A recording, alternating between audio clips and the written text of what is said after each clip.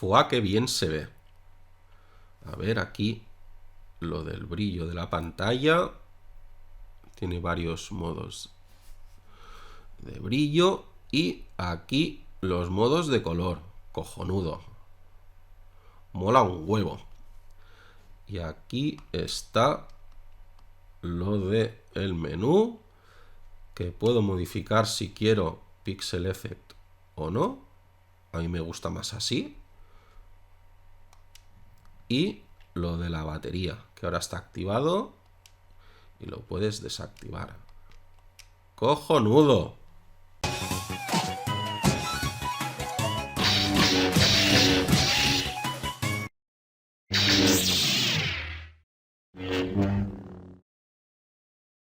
Hola gente, aquí Obi-Wan. Hoy voy a enseñaros cómo instalar un kit IPS XLQ5 en una Game Boy Color, ¿vale? Porque resulta que, bueno, yo a mi primera Game Boy Color le puse este kit IPS básico, ¿vale? Bueno, que se ve así de bien, ¿vale? Pero este simplemente tiene un sensor áptico que permite controlar el brillo de la pantalla, ¿vale? Y el tamaño es el original de una Game Boy Color. Pero ahora he instalado en esta Game Boy Color, que aparte del sensor áptico para el brillo, ¿vale? Que está aquí en esta esquina, también tiene el sensor áptico para el modo de color.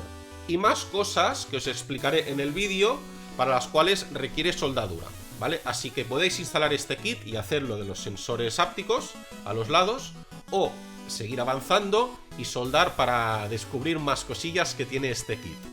¡Dentro vídeo! Así es como se ve una Game Boy Color con la pantalla original. Imposible jugar sin luz ambiente. El amigo Sony DCF me mandó la suya para que le instalase este kit. Lo primero, evidentemente, es quitar cualquier juego y las pilas.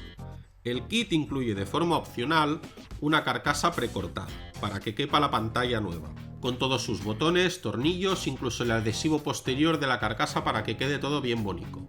Y, evidentemente, también incluye la placa PCB que gestionará el mod con los sensores ápticos ya soldados y con los cables para soldar de forma opcional y así disfrutar de todas sus características, como la gestión del menú, el indicador de batería, el Pixel Effect y el centrado de pantalla. Y por supuesto la pantalla IPS y unos aislantes adhesivos que ya veréis dónde ponemos. Es un kit muy completo, no le falta de nada. Incluso trae un cristal para poner en la parte frontal de la máquina. Con el destornillador Triwin grande desatornillamos los 6 tornillos que liberarán la carcasa. Hay 2 arriba, 2 en medio y 2 debajo del compartimiento de pilas. Todos son accesibles y fáciles de quitar. Y ya estamos listos para quitar la parte posterior de la carcasa y empezar a trabajar. Ahora hay que quitar 3 tornillos más, para eso tendremos que usar un destornillador normal de 4 puntas.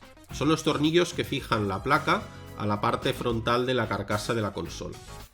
Ahora con las uñas tiramos para arriba el seguro que fija la placa de vídeo a la consola y luego ya podemos quitar toda la faja tranquilamente. Y ya podemos levantar la placa principal de la consola y la guardamos para luego. De la parte frontal de la consola no vamos a necesitar nada, pero os recomiendo que lo guardéis para recambios.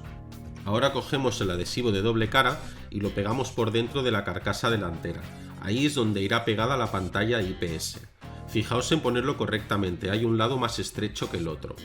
Sabréis por dónde hay que pegarlo simplemente fijándoos en cómo está cortada la carcasa.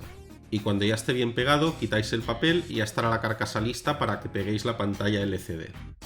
Ahora cogemos el primero de los aislantes y lo pegamos detrás de la pantalla LCD.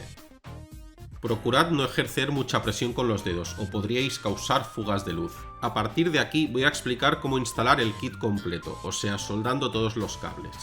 Los que no lo queráis hacer, pasad al punto que pondré en la pantalla para saltaros estos pasos. Si no vais a soldar, no hace falta que hagáis esto, pero yo he desconectado la pantalla LCD de la placa. Va a presión, lo podéis sacar con las uñas. Con el kit vienen 4 cables, 3 largos y 1 corto. Los 3 largos son los que irán al Select, al A y al B, y el corto es el que irá al indicador de batería. En la web del vendedor no pone dónde soldar el cable de batería. Se puede soldar en 2 puntos, en este o en este otro. En función de vuestra destreza con el soldador, soldarlo donde queráis. Yo no soy muy bueno soldando, de hecho este es el tercer o cuarto kit que instalo que requiere soldar. pero la verdad es que los puntos de soldadura de este kit son bastante fáciles. Para comprobar que haya quedado bien fijado, yo siempre hago unos tironcitos. No hace falta mucho estaño, tras estañar los cables la soldadura queda bien fijada. Y ya están los 3 primeros cables puestos. No hagáis como yo, que me despisté y no soldé el de batería. Por eso en estas imágenes el kit está casi montado, porque soldé el de batería a posteriori. El cable es algo corto porque está pensado para soldarlo en el otro punto que os he dicho antes, pero bueno, yo lo he hecho así. Disculpad a este pobre novato.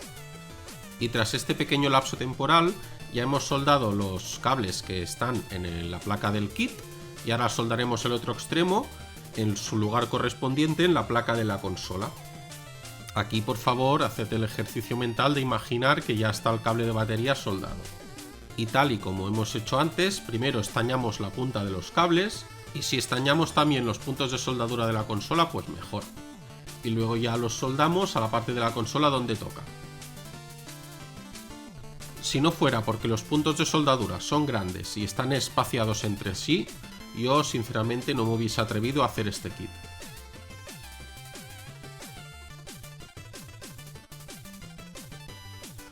Y con las tripas de la máquina ya casi montadas, es momento ahora de poner el cristal en la carcasa de la consola. En este momento id con cuidado con las motas de polvo y con las huellas. Quitad el protector del cristal solo en el último momento. Ahora quitamos el protector de la pantalla IPS y con cuidado de no hacer huellas ni de que haya polvo, la pegamos en la parte interior de la carcasa frontal. En este punto id con cuidado, si apretáis mucho recordad, podéis provocar fugas de luz. Y hacedlo con el pulso bastante firme porque una vez pegada la pantalla al adhesivo, las probabilidades de que se parta si la movéis son muy altas. Y ahora ya podemos conectar la pantalla al resto del kit. Con el propio tacto sabréis en qué momento hay que ejercer presión. Ya estamos casi al final, es momento ahora de poner los sensores ápticos en las esquinas de la consola. Hay que quitarles el papel que protege el adhesivo y ese adhesivo irá pegado a la carcasa. Estos sensores son muy sensibles y se accionarán a través del plástico, tanto por arriba como por la parte frontal de la máquina. Y ahora es momento de poner el segundo aislante justo encima de la placa del kit de la pantalla IPS. Y si no se te pega lo suficiente, como a mí, siempre puedes ayudarte con un poco de cinta adhesiva. Queda un poco chapucero, lo sé, pero si el vendedor y el fabricante han puesto esos aislantes, debe ser por algo. Y ahora lo más fácil de todo, poner los botones. No os confundáis y los pongáis mal. Bueno, de hecho, aunque los pongáis mal, la consola no cerraría, así que esto lo puede hacer hasta un tonto. Sin olvidarnos de las gomas y de los botones Start y Select, porque si no, no sé cómo vais a jugar.